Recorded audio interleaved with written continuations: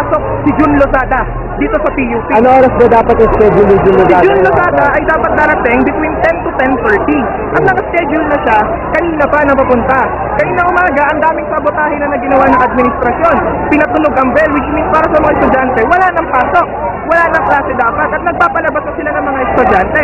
Sumunod, nung ayaw umalis ng mga estudyante, pinaputok nilang issue, meron daw bomba na sasabog.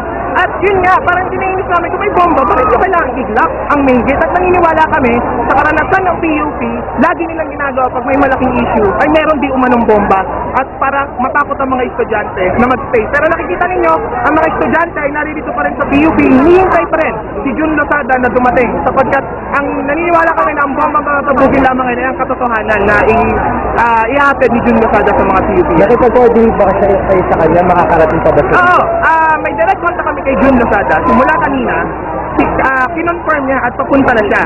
Medyo nagkakaroon nga ng problema dahil pinupload na nga ng administration ng PUP na meron di umanong bomba dito sa PUP, no, na muli kinokondena namin itong planong parang Malacanang ito na planong cover up na naman kay Jun Lozada dito sa PUP. Bakit nilaran naman yung movie nila?